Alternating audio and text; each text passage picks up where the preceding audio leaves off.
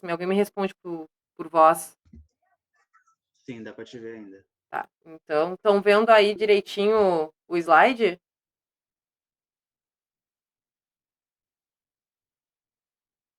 Estão vendo direitinho? Sim, dá pra ver também. Perfeito, então. Pessoal, eu vou usar no futuro o mconf, que daí eu consigo ver o bate-papo, consigo, enfim, enxergar tudo, mas vai ser para a próxima aula, tá? Eu não conheço direitinho o mconf, não tive tempo de dar testar ali para ver, simular uma aula para ver se vai dar tudo certo. E eu conheço muito o Mets, então eu vou ficar por aqui. Alguém só permite mais o Gregory aqui. Só um segundo. Tá, agora deu. Então tá, vamos começar a aula. Botei ali Bioquímica 2, mas a gente está falando sobre a química da vida no geral, né? É um assunto bem, contempla bastante essa parte inicial de tudo que acontece dentro da química da biologia. Por que a gente fala bioquímica, química, né? A química da vida. Porque a biologia, ela passa por muitos processos, tanto químicos como físicos também. Então, a gente está falando muito de química ou está falando muito de física, mas é dentro do contexto da biologia, certo? Então, por isso que a gente fala química da vida, bioquímica, essas coisas. Então, eu botei ali como se fosse uma parte 2, ali meu nome, e vamos começar então. O que vai ser a discussão de hoje? Sais minerais, então a gente vai falar todos ali, todos não, né? Mas os principais sais minerais, que é o composto inorgânico que a gente vai finalizar hoje. E a gente vai introduzir os compostos orgânicos, começando com vitaminas, certo? Então, depois de vitamina, a gente vai ver proteínas, carboidratos, lipídios, enzimas, ácidos nucleicos, que é o que a gente mais conhece dentro dos compostos orgânicos. Mas a gente vai começar com vitaminas, por quê?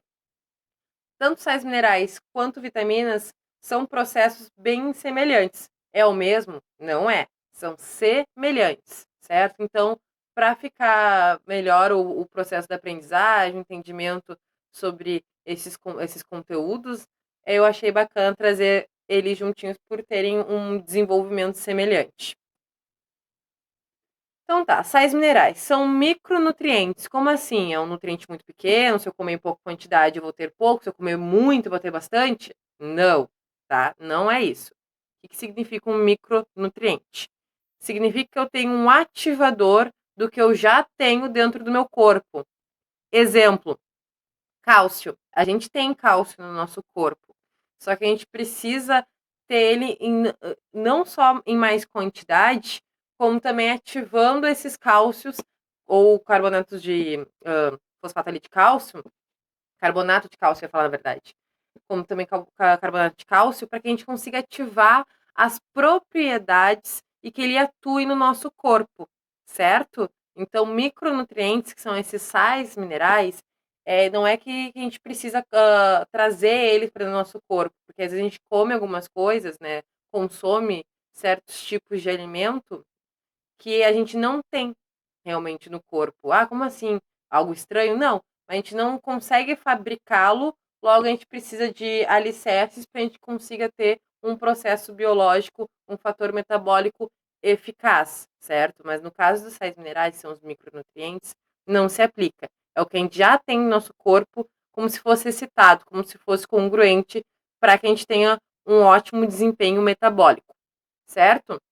Então, constituem estruturas esqueléticas dos seres vivos. E aí dei um exemplo, fosfato de cálcio. Então, o que a gente mais vê nos sais minerais são os componentes sólidos que a gente tem no nosso corpo. Como assim? O esqueleto. O esqueleto, ele é um componente, ele tem uma parte sólida, rígida, né? Por exemplo, a gente quebra um osso, aí vamos supor que, sei lá, caí de bicicleta e o meu joelho saiu do lugar. A gente vê aquele osso se deslocando para uma outra parte e esgaçando a pele, porque ele tem uma composição muito mais rígida do que um músculo, por exemplo. Né? Se eu fui atropelada, abrir meu braço, eu vou ver muito sangue, eu vou ver gordura, eu vou ver um pouco do meu músculo. Só que eles são todos viscosos, né? Eles são mais como se fossem líquido, como se fossem mais gosmento, diferente das estruturas esqueléticas. Então, o principal participação dos sais minerais é essa questão, né, essa estrutura esquelética. Para tudo? Não é para tudo. Tem muito hormônio, certo? Dentro de glândulas, que a gente precisa dos micronutrientes para obter um processo metabólico eficaz. Isso é tão sério, isso é tão importante que existem questões municipais, existe uma questão de qualidade de alimento que coloca esses sais minerais para que a gente consuma sempre, que a gente não tenha essa perda. Por exemplo, vamos supor a vitamina C que a gente encontra numa laranja, em frutas cítricas. Oi? Não, eu me perdi no que é o micronutriente, não consegui pegar muito bem. Ó, coloca aí então, o micronutriente, ele tem um fator de complementar o que nós já temos no nosso corpo. Por exemplo, cálcio. Nós temos cálcio no nosso corpo, porque. Ui, tem um bicho no meu rosto. Porque ele compõe a nossa estrutura esquelética, ele compõe nossos ossos. Só que daí a gente sabe que se a gente tomar leite, por exemplo, a gente vai estar, né, colocando mais desse nutriente, esse micronutriente dentro do nosso corpo e tornando todo esse processo, né, do cuidado dos nossos ossos, da força dos nossos ossos, mais eficaz. Então, este é o papel do micronutriente. Vai complementar o que nós já temos formado no nosso corpo. O exemplo que eu ia dar era do sal. Né? Todo mundo come sal, né? Eu não sou tanto, não como tanto, mas come um pouco de sal. Qualquer coisa que tu compre vai ter um pouco de sal. Mesmo que for um doce, vai ter sal. A água tem sal, por exemplo. Mas eu não sinto água salgada, mas ela tem uma quantidade imperceptível. Mas vamos falar do sal de cozinha. O sal de cozinha, ele tem iodo. Todo sal de cozinha tem iodo. Por quê? Porque sem ele, a gente não ia conseguir ter o processo eficaz das nossas glândulas da tireoide. E a gente teria ia ser cometido por várias doenças por conta de não ter o equilíbrio, por não ter toda a faculdade necessária da tireoide. Daí eu vou falar de alguns hormônios, que aí eu vou trazer mais tarde. Mas se a gente não tivesse esse iodo no sal de cozinha, e a gente consumisse ele em pequenas quantidades, mas nos nossos alimentos, a gente teria uma deficiência com relação à produção do hormônio que excita a nossa glândula e, por consequência, acarretar em vários outros tipos de doenças. Certo? Qualquer dúvida, se persistir a dúvida, tu me interrompe, por favor, tá? Aí, depois, dissolvidos em água e se dissociam com íons. Quem são os íons, pessoal? Íons. Íons são cátions e ânions. Ânions que ganham elétrons, cátions que perdem elétrons. São quando a gente fala de um cátion, de um ânion, dos íons em geral, a gente está falando sobre um tipo de elemento, um tipo de molécula que está com ou elétrons a mais ou a menos. Mas o que isso tem a ver? Isso tem a ver que, dependendo desse mais, desse menos, a gente vai ter também alterações nos processos metabólicos. Exemplo, sódio e potássio. Lembra que a gente vê bomba de sódio e potássio dentro do processo da mitocôndria, lá nos processos metabólicos para gerar energia? A gente não tem, a gente vai ver hoje também bomba de sódio e potássio. É isso. Dissolvidos em água que se dissociam com íons. Então, quando ele entra em contato com a água, o sal mineral, né, esse micronutriente, ele se dissocia e ativa esses íons. Então, ele ativa aquelas bombas para que ocorra esse processo metabólico. Mas calma que a gente vai aprofundar. Aqui o mouse aparece. Aqui eu coloquei frutas, verduras, legumes para ilustrar que a gente encontra nesses tipos de cenoura ali, frutas, a gente encontra esses micronutrientes. Deixa eu ver se foi direitinho, peraí. Tá, foi. Então, o primeiro que a gente vai falar desses sais minerais é o ferro, certo? Ferro. Ferro a gente encontra muito em feijão, leguminosa, que é um grão de bico, que é uma lentilha. Uma coisa que vocês sempre vão ver, pessoal, é o fígado. O fígado aparece sempre relacionado tanto com ferro quanto com outros vários tipos de sais minerais que a gente vai ver hoje, certo? Não o iodo, por exemplo, mas ferro e outros tipos de sais, cálcio também aparece, algumas vitaminas também aparecem muito em fígado. Deixa eu ver aqui, só permitir alguém que acho que apareceu agora. Aqui, o Pedro aqui. Só permitir a entradinha dele. Deu. Voltar. E tá. Então, o ferro, né, o micronutriente, ele compõe a hemoglobina. Quem é a hemoglobina? Hemoglobina é o glóbulo vermelho. A hemoglobina, ela é uma proteína, certo? Uma proteína. E o que vai acontecer? Para a hemoglobina ter um processo efetivo, ela vai transportar o oxigênio dentro da corrente sanguínea e fazer com que ele entre na corrente, no sistema ali do cardiovascular, que leva lá para o coração, que leva para o pulmão, tudo isso cheio de oxigênio. E porque parece muito também, pessoal, que é uma coisa tão mínima que às vezes nem parece ter importância. Mas é esse passo a passo muito delicado de um hormônio, de um micronutriente, de uma proteína, que faz tudo isso, tudo acontecer, né? Essa força que eu tô tendo para dar aula, eu estar sentindo calor, eu estar com fome, eu estar com sede, eu me levantar para beber água, tudo isso é fundamental. Então, o ferro, ele vai compor a hemoglobina, porque vai conectar ali com a proteína e vai fazer com que assim se transporte todo esse ferro dentro da corrente sanguínea. Aí eu coloquei ali ferro mais vitamina C. O ferro é pouco absorvido para o nosso corpo. Por isso que a gente precisa de micronutriente, porque a gente até tem ferro aqui, mas se a gente não ingerir, não se alimentar com alimentos que nos forneçam ferro, a gente vai ter muito pouquinho e vai acabar acarretando em alguns tipos de doenças, fraqueza e déficits do nosso corpo. Daí eu coloquei mais vitamina C, porque o ferro, já comendo ferro, né, já comendo algum alimento que tenha ferro, por exemplo, uma couve, né, verduras de cor verde escura, já me dá tipo 20% de absorção dessa propriedade. Se eu colocar, adicionar mais vitamina C, como por exemplo, tomar um suco de laranja, eu vou ter uma adesão de 50 a 60% da absorção desse ferro. Então tem muito ferro que soma com uma vitamina que juntinhos é perfeito, é o prato perfeito, é a refeição perfeita para que a gente adquira os nutrientes de maneira eficaz, certo? Doença. Vou trazer bastante doença, gente, porque doenças em vestibular Enem chove, é o que eles mais pedem. Então, doença, anemia ferropênica. A anemia ferropênica, justamente, ela é gerada pela deficiência, né, a pouca produção da hemoglobina. Então, sem ferro, não tem hemoglobina. Tem, mas muito pouco, a gente não tem quantidade para repor. Então, percebam na imagem, aqui seria uma pessoa saudável, que está conseguindo se alimentar direitinho, comendo feijão todos os dias, espinafre todos os dias, né? Mas enfim, comendo durante sua semana, sua rotina. E aqui tá com bastante hemoglobina para gerar, né, essa produção, esse transporte do oxigênio. E aqui é o contrário, por questão de uma deficiência no ferro. Eu vou só aceitar aqui mais umas pessoas que entraram, que é o Jackson. E agora, vamos falar do cálcio.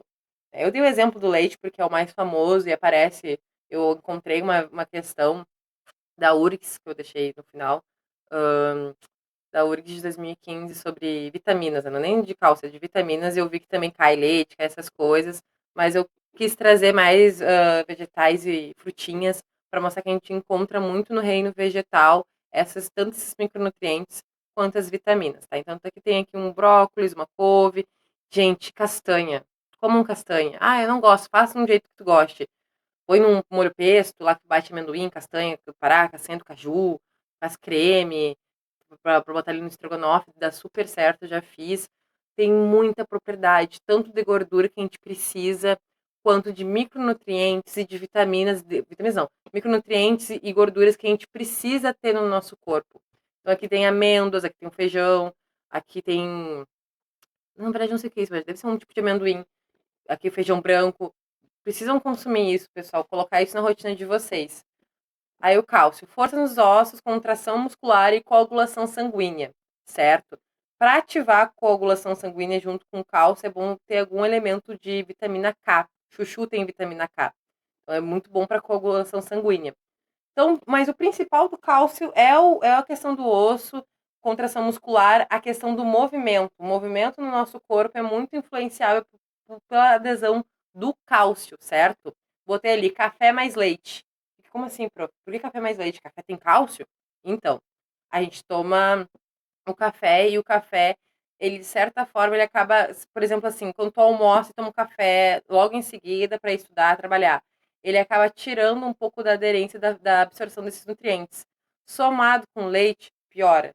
Então, café com leite, ele vai tomar um café da manhã rico em frutas, rico em tudo que é bom. Aí toma um café com leite junto, não é bom, porque tu vai estar dificultando a absorção desses nutrientes. Então, não é uma combinação legal junto com a comida. Eu sei que a gente toma café, eu entendo. Mas é bom tomar numa pausa. Eu, por exemplo, se eu acordo completamente sem fome, meio enjoada, porque tá calor, enfim, pela vida, eu tomo às vezes só um café. Eu tomo primeiro água, depois eu tomo um cafezinho e fico nisso, dá umas horinhas e eu vou almoçar. Ou eu faço o contrário, eu acordei morrendo de fome. Tomo meu café da manhã, tomo um tempinho e tomo meu café para não prejudicar essa aderência dos sais minerais, das vitaminas. Mas o leite piora isso tudo com a junção do café. E o carbonato de cálcio, é assim que ele aparece muito no vestibular, né? Às vezes não é só cálcio, é o carbonato de cálcio ali junto ali com uma propriedade orgânica, que é o carbono, junto com o cálcio, faz com que a gente tenha essa adesão no sangue, nos músculos e nos ossos. O iodo que eu falei para vocês, pessoal, que a gente encontra no sal de cozinha. O iodo tem até várias questões da antiguidade, da história da arte. Eu não vou falar exatamente o que é, porque eu nem não me lembro. Não que eu me lembro, mas eu não vi tão a fundo. Mas eu me lembro de, na faculdade aparecer que na antiguidade as pessoas, né, que viviam num contexto mais de miséria, quando viam uma pessoa de corpo gordo, endeusavam porque representava riqueza e abundância. Muitas das vezes as pessoas, na verdade, se descobriu depois de um longo tempo que elas estavam com deficiência de iodo e aquela aparência de estar com o corpo gordo era por conta dessa dificuldade aqui da glândula tireoide trabalhar. O que vai acontecer? Primeiro, o iodo, né, a formação dele dentro do nosso corpo, quando a gente tem o iodo aqui, a gente encontra ele ingerido numa alimentação, a gente forma o hormônio da tiroxina, que está aqui descrito. Então, é esse hormônio da tiroxina que vai fazer com que a gente tenha um desempenho melhor, né? Um desempenho eficaz com relação ao iodo. Então, que doenças que existem? Hipotireoidismo. É essa doença aqui que faz com que pessoas acabam estando com uma aparência de uma pessoa estar gorda, mas daí não é uma questão de outras circunstâncias. É por questão da glândula tireoide, né? A gente também tem a glândula paratireoide. E o que vai acontecer? A gente vai ter a formação aqui do bócio, que é esse inchaço do pescoço que dá. Por isso que a doença se chama hipotireoidismo, ou cretinismo, ou bócio, porque o nome da inflamação é bócio, certo? E acontece nos olhos, os olhos começarem como elas estivessem descolando, não vai cair, tá? Mas como estivesse descolando e saindo. Né? Ele vai saindo para fora o olho e vai inchando, e vai inchando, e vai inchando, e tem essa aparência mais amarelada, mais avermelhada, por conta das veias estarem recebendo uma pulsação tão forte para manter aquele glóbulo ali, que vai se esticando e dá essa aparência assim de inchaço. Claro, né, pessoal? Imagens Google. Imagens Google é a pessoa no fim do fim da doença, da terminal da doença. É uma coisa bem pavorosa. Mas é para vocês conseguirem enxergar direitinho. Aí eu botei ali, peraí. Fui muito além. Ui! Sal e leite é uma colher. Então, fez um arroz, botou uma colher, tá tudo bem. Por isso que a indústria alimentícia insere a gente querendo ou não. Porque é para algo benevolente, né? É para auxiliar para que a gente consiga diminuir essa incidência. Acontece, pessoas terem hipertiroidismo? Acontece. Mas, enfim, é muito circunstancial. Às vezes nem é porque a pessoa está comendo pouco, mas é porque é uma questão mais hereditária acontece também, já tendo uma possível dificuldade descrita ali no DNA da pessoa. Então, tem várias circunstâncias, mas a principal é essa questão do iodo. Às vezes a pessoa não consegue também absorver, tem alguma outra deficiência que não consegue. Pronto. Oi. Rapidinho, a Eduarda tá pedindo pra tu aceitar ela na sala. Um minutinho.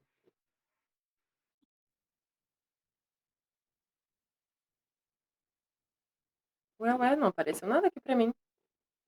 Ah, só falar, né? Boca Santa. Eu aceitei, Eduardo. Pessoal, sódio e potássio, certo? Sódio a gente encontra sal, na água, em tudo. Ó, céus da vida. Só um minuto, pessoal. Deu o barulhinho.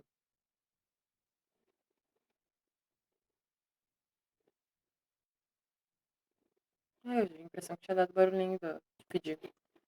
Então, sódio a gente encontra muito no sal, a gente encontra na água também.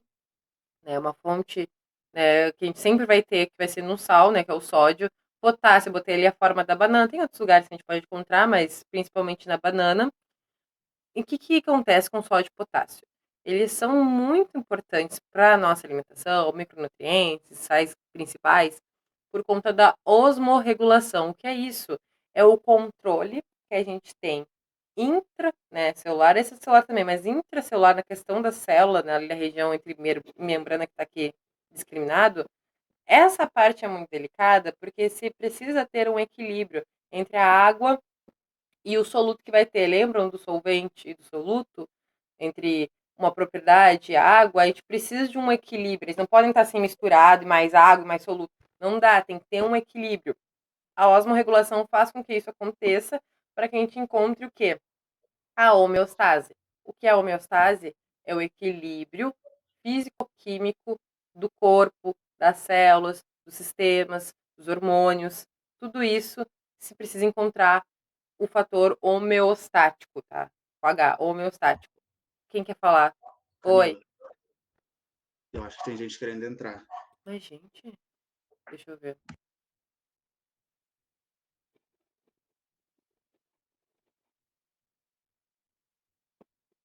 Vou esperar um pouquinho de carregar. A aula tá sendo gravada. Tá sim, Eduardo. Inclusive, quando eu mudo de tela, porque eu tô trabalhando em guia, vocês veem? Não? Ah, eu achava que. Não, ainda tá o slide. Eu achava que via. Ah, tá, você já entrou.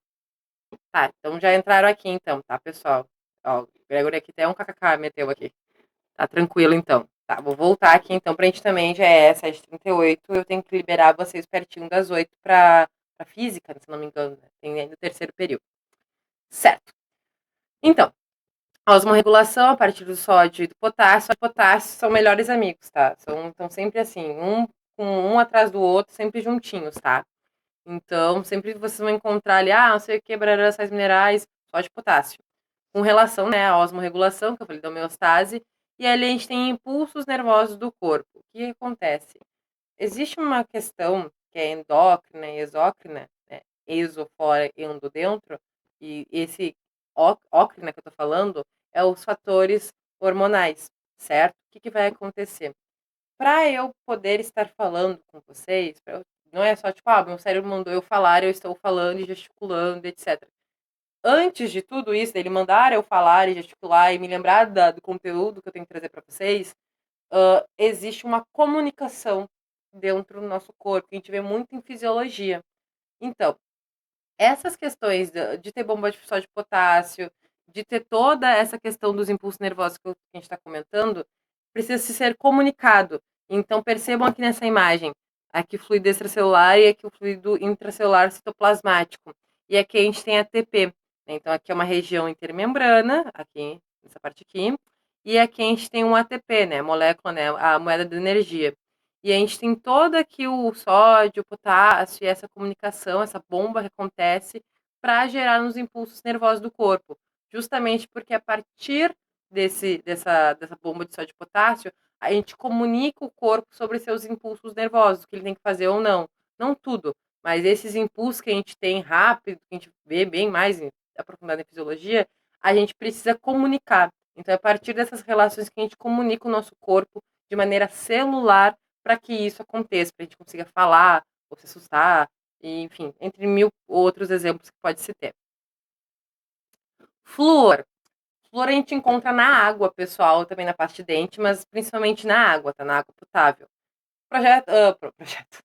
Protege o esmalte dos dentes. Então, a principal parte do flúor é a questão dos dentes. Mas dente também é osso? Claro que é, né? Claro que também tem a questão do cálcio. Mas a gente tem uma penetração diferente nos nossos dentes por conta da saliva. E as salivas, muitas vezes, elas podem também ser ácidas, né? Questão de mau hálito, problemas bucais, né? Que existem.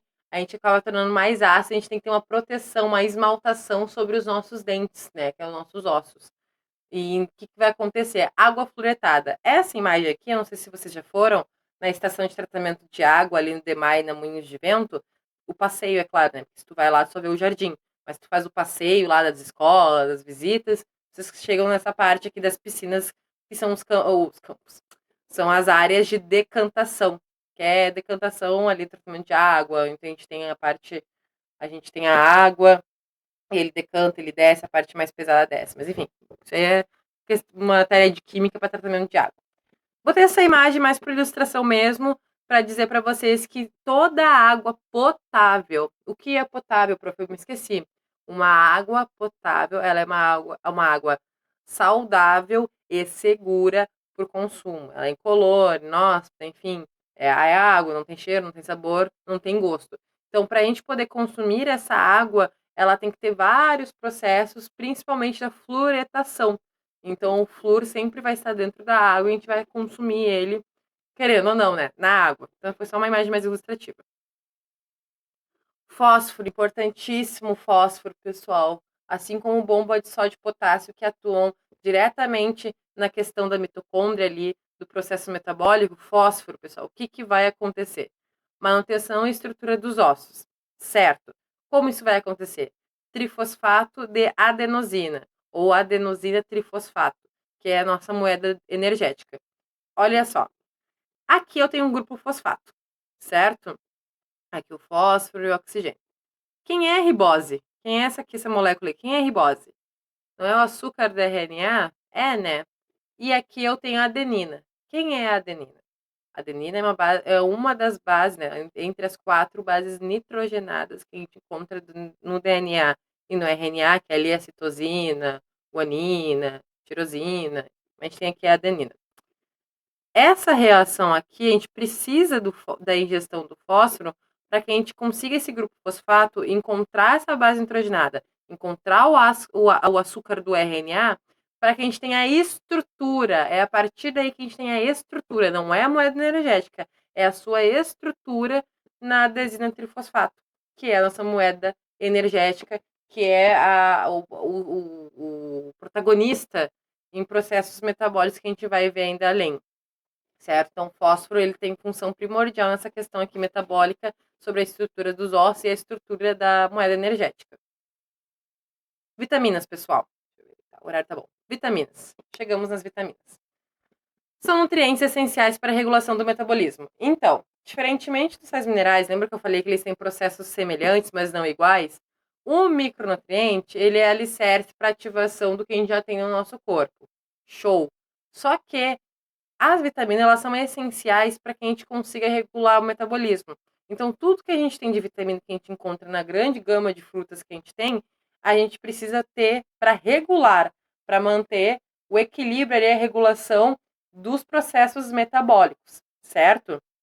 Aí a gente tem 2 palavras, lipossolúveis e hidrossolúveis.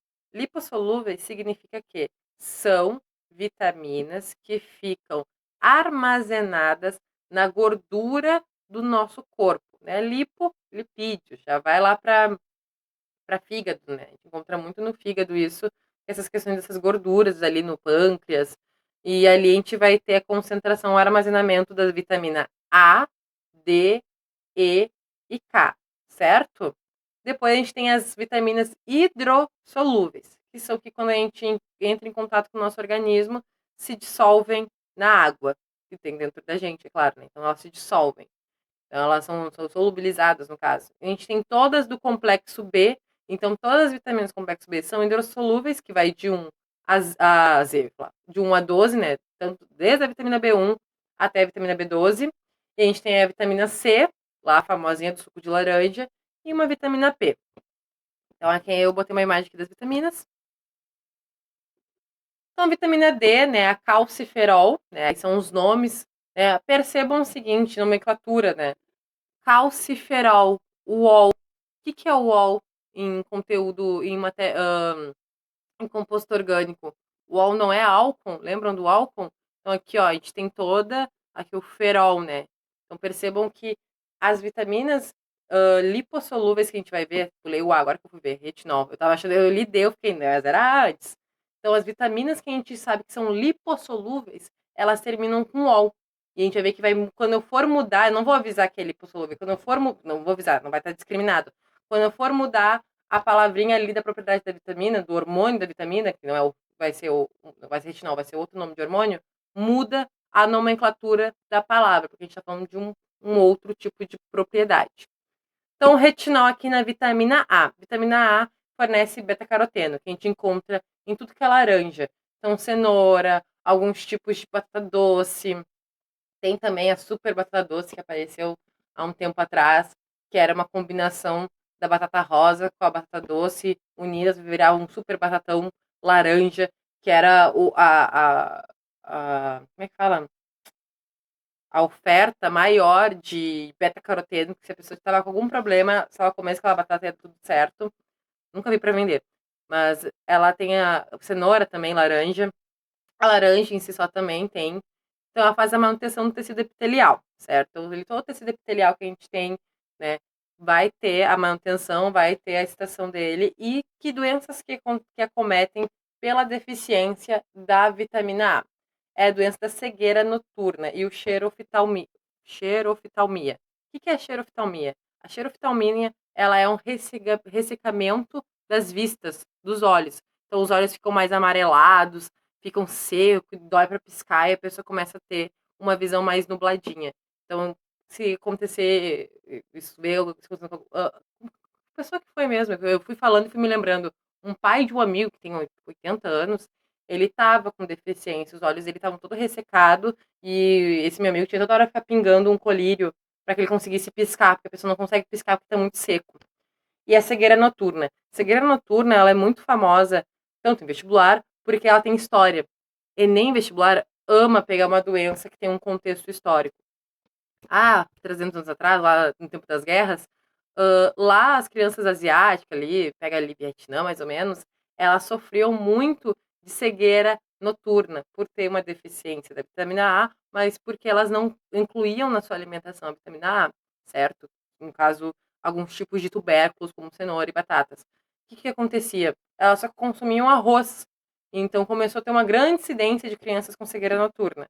E aí eles começaram fizeram uma modificação da plantação do arroz para que tivesse, com uma maneira sintética, a vitamina A naquele arroz que era consumido nesses lugares asiáticos. E aí conseguiu baixar por completo a incidência de cegueira noturna em crianças.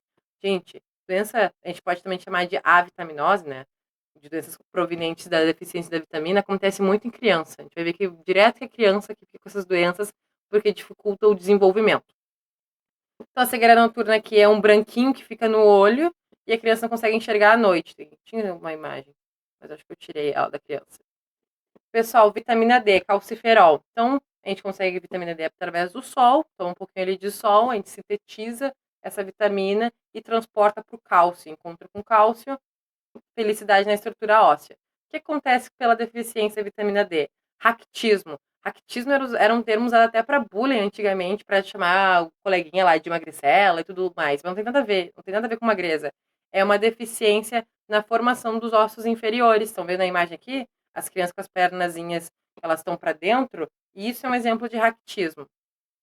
Eu sei que já está aqui um minutinho, pessoal, mas só mais um pouquinho para a gente já vai terminar a vitamina. A vitamina aqui é bem rapidinho. Vitamina E, tocofenol. Combate os radicais livres. O que acontece? Os radicais livres precisam também de sintetização porque são moléculas instáveis. Radicais livres são moléculas instáveis. Se elas não tiverem um fator sintetizante, elas ficam louquinhas, ficam instáveis e não conseguem ter uma eficiência. Então precisa ter a vitamina E.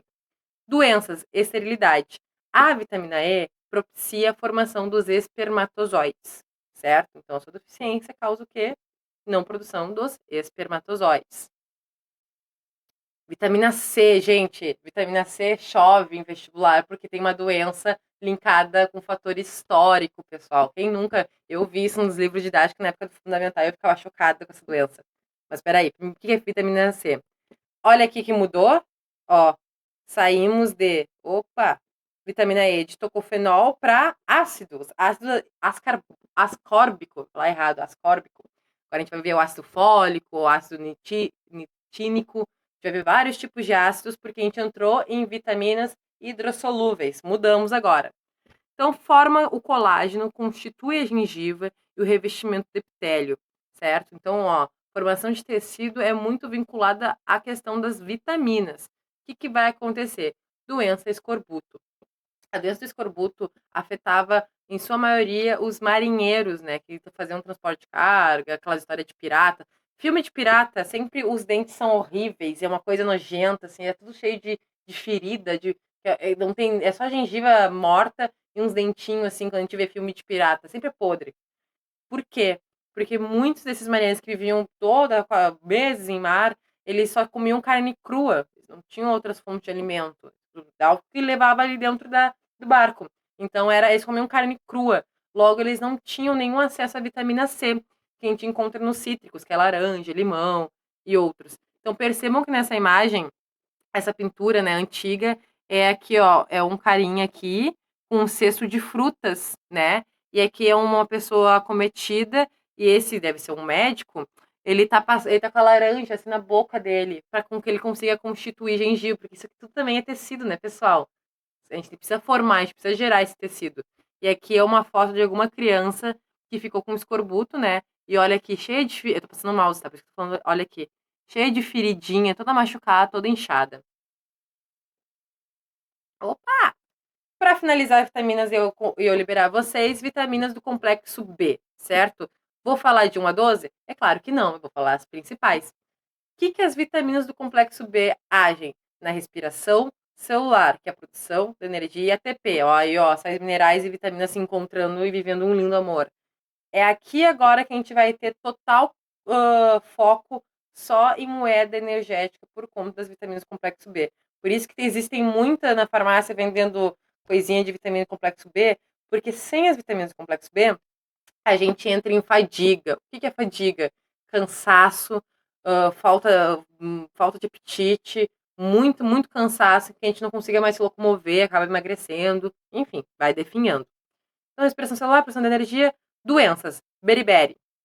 Beriberi é uma doença justamente que causa fadiga extrema, que a pessoa não consegue levantar, a pessoa não tem força para nada, nem para ir no banheiro. É causada pela deficiência da B1. Pelagra, ela é conhecida pela doença dos 3Ds, que é dermatite, diarreia e demência. Claro, né, que a demência é no final do seu quadro. Pessoas acometidas, pessoas com AIDS, que têm dificuldade de fixação das vitaminas complexo B, e pessoas que vivem em países subdesenvolvidos, que vivem na miséria e não têm, né, esse acesso às vitaminas. Então, aqui, ó, deficiência de niacina, que é o ácido niotínico. Ácido niotínico. Niacina a gente vê muito agora em produto de cosmético para revestimento celular. E para finalizar, anemia megaloblástica. Anemia megaloblástico, a sua carência num período gestacional de uma pessoa que seja grávida, ela causa acefalia, ou seja, o feto nasce sem o cérebro dele, porque não consegue formar, porque não tem nenhuma das faculdades necessárias para fazer a ativação dos processos celulares, né? Que eles consigam ter a sua eficiência. O trabalho é tão forte essa deficiência que provoca, imagina, a cefalia. Outras complicações também caem em anemia megaloblástica, como, por exemplo, a questão do sangue, a questão dos ossos, enfim, vários tipos de deficiência que não consegue se formar, né, uma certa estrutura dentro do corpo. Aqui é um exemplo, né, de um glóbulo vermelho, aqui é algum tipo de tecido, e aí ele enrijecido, né, pela questão das deficiências. Certo, pessoal? Peguei um pouquinho do tempinho de vocês, mas enfim, né? A gente vai fazendo com que pode. Terminou aqui, tem uma questão aqui, uma federal. Opa! Eu vou tirar isso aqui depois, que essa questão eu não vou dar para vocês, depois eu tiro isso daqui. Mas é essa questão que eu quero que vocês façam depois, tá? Que é da URGS de 2015. Eu vou deixar para vocês lá em todo o Drive, vou botar no WhatsApp ali também para vocês acessarem. Pessoal, ficou alguma dúvida? Alguma coisa, alguma questão para trás? Tudo certinho? Tudo tranquilo? Podem falar no bate-papo que eu tô vendo vocês já.